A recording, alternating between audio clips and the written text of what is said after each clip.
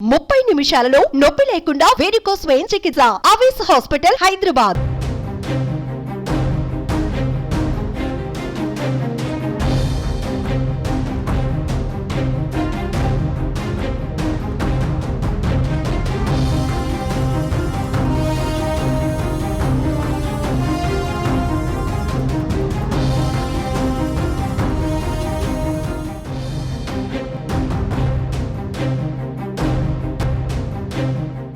ఏపీలో కూటమిలో సీట్ల సర్దుబాటు అంశం అత్యంత ఆసక్తికరంగా మారింది. అనపర్తి సీటుపై ఎట్టకేలకు సస్పెన్స్ వీడింది.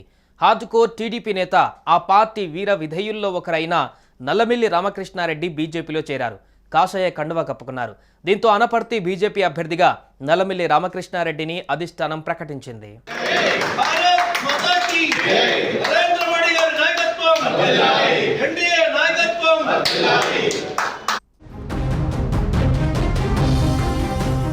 తూర్పుగోదావరి జిల్లా అనపర్తి మాజీ ఎమ్మెల్యే, టీడీపీ నేత నల్లమిల్లి రామకృష్ణారెడ్డి బీజేపీలో చేరారు. విజయవాడలోని బీజేపీ రాష్ట్ర కార్యాలయంలో పార్టీ రాష్ట్ర అధ్యక్షురాలు పురంధేశ్వరి కాషాయ కండువ కప్పి ఆయనను పార్టీలోకి ఆహ్వానించారు. రామకృష్ణారెడ్డి బీజేపీ అభ్యర్థిగా అనపర్తి నుంచి పోటీ చేస్తారని ఆమె తెలిపారు. ఎన్నికలలో ఘన విజయం సాధిస్తారనే నమ్మకం ఉందని పేర్కొన్నారు. మొదట అనపర్తి బీజేపీ టికెట్ దక్కించుకున్న శివరామకృష్ణంరాజు పార్టీ శ్రేయస్సును దృష్టిలో పెట్టుకుని సీటు వదులుకోనున్నారని పురంధేశ్వరి ప్రశంసించారు.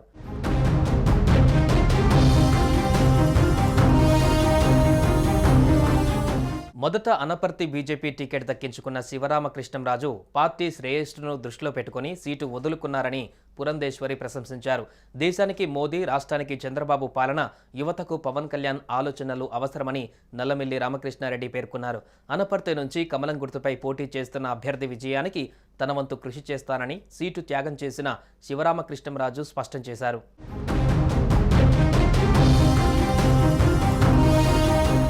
తొలుత టీడీపీ, జనసేన, బీజేపీ పొత్తులో భాగంగా అనపర్తి సీటు బీజేపీకి కేటాయించారు. ఈ క్రమంలో తనకు టికెట్ కేటాయించాలని రామకృష్ణారెడ్డి పట్టుబట్టారు.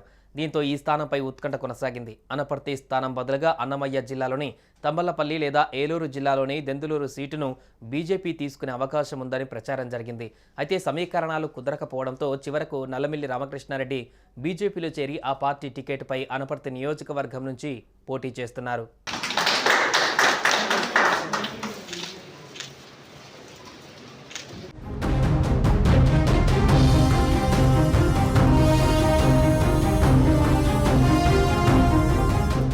సుమన్ టీవీలో మీ పర్సనల్ అండ్ బిజినెస్ ప్రమోషన్స్ కోసం కింది నెంబర్కి కాంటాక్ట్ చేయండి.